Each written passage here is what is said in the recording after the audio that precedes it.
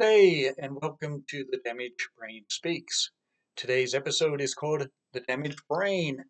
My name is John, I'm your host, I have my issues and I'm okay with those. Today I'm going to be reading from the book Where Joy and Sorrow Meets, God's Comfort in Times of Trial. As always, I'm going to put some information out there, let you chew upon it and come to your own conclusion. Because Jesus asks us to love him with all our mind. So I'm going to start with a little preface, a book reading, followed by a video. Here we go. There are those who hold a materialistic or a singular view, and those who hold a dualist or mind-body view of consciousness. A materialistic, singular, thus atheistic view suggests that consciousness is just physical gray matter at work, that thoughts are the results of connections between physical elements. Consequently, if the physical structure is damaged, connections, hence consciousness, should become inoperable. In contrast, Christianity teaches a dualist view, which describes mankind as having both a body, a material structure, and a soul, a spiritual equation.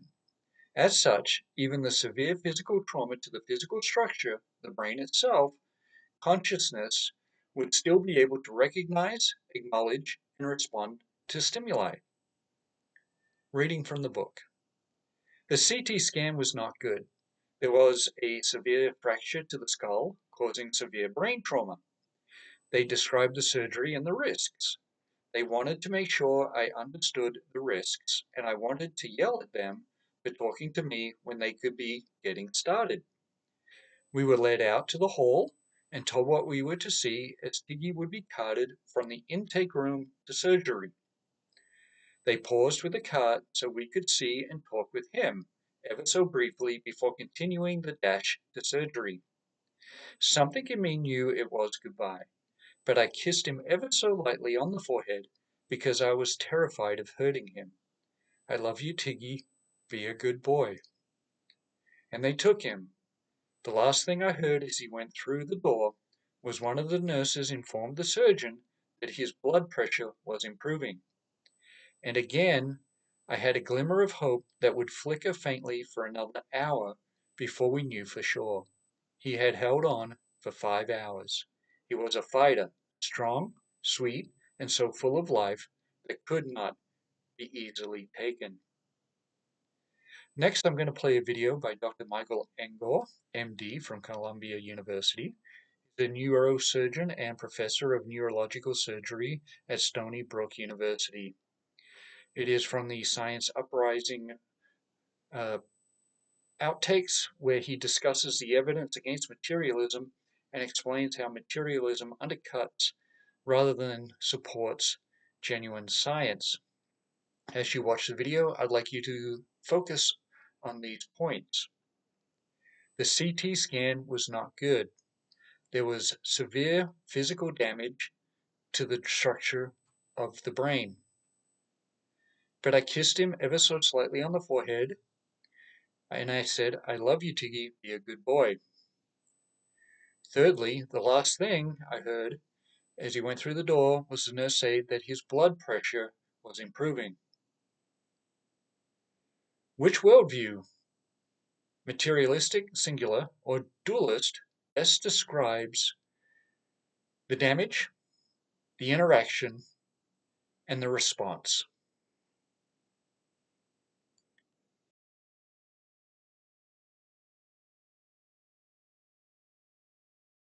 In 2006, a neuroscientist named Owen published a landmark study in the journal Science, looking at brain function in people who were in persistent vegetative state. Persistent vegetative state is a condition where a person has such severe brain damage that they show no sign of consciousness at all. It's basically a persistent deep coma. And it can go on for years. And many times people who are diagnosed as being in persistent vegetative state, for example, from a car accident or from lack of oxygen to the brain, something like that, many times their family and sometimes their caretakers will say, But I get the sense that the person is there, that they understand things, but there's no clinical evidence for it. You examine them, there's no sign of any reaction at all. And on scan, their brains are shrunken and obviously severely damaged. So Owen did a fascinating experiment. He used a technique called functional MRI imaging, which is an MRI machine that images changes in blood flow in the brain that seems to correlate with brain function. So if you're moving your arm, the part of your brain that involves moving your arm lights up on a functional MRI. If you're thinking about stuff, your frontal lobes light up, things like that. So what Owen did is that he took a woman who had been diagnosed for several years in persistent vegetative state from a car accident, who showed no sign at all of any awareness, deep coma, put her in the MRI machine and asked her questions through a little microphone and headset. He said, pretend that you're playing tennis, or imagine that you're walking across the room. He asked her to imagine all these things, and her brain kind of lit up in places. But you could say that, well, the brain lighting up doesn't mean she was understanding anything. It just meant maybe the sound coming into her ears was causing a reflex or something.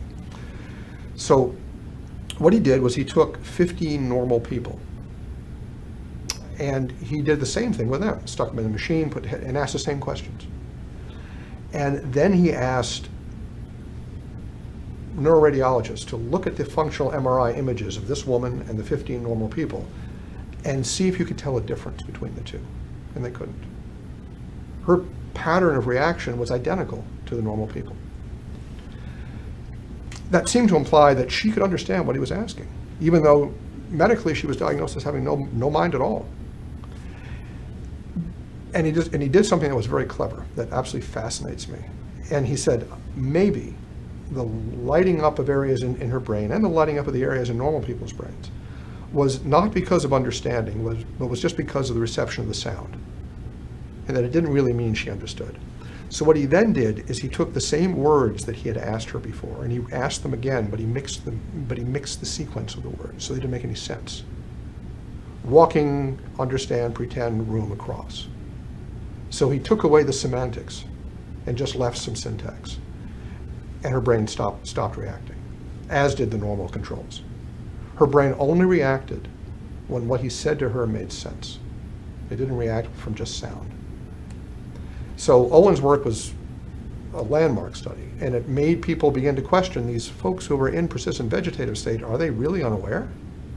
And so his study has been repeated by a number of different investigators, and there probably, last I looked, there were 40 or 50 patients who had been studied by other investigators. And at least half of them showed the same thing that he found, that even when your brain is so massively destroyed that there's no clinical evidence for any mental activity at all, functional MRI can find that these patients are capable of thinking in quite clear ways. And there are some patients who can do mathematics. That is, that what some researchers have done is they will ask a person in persistent vegetative state to do simple math. What's 8 plus 6? And then give them different answers. And when you hit the right answer, the brain lights up. So very clearly, there are aspects of the mind that cannot be destroyed by severe brain damage. That's what Owen's work is showing us. It's showing us there are aspects of the mind that aren't connected tightly to the brain, that are immaterial.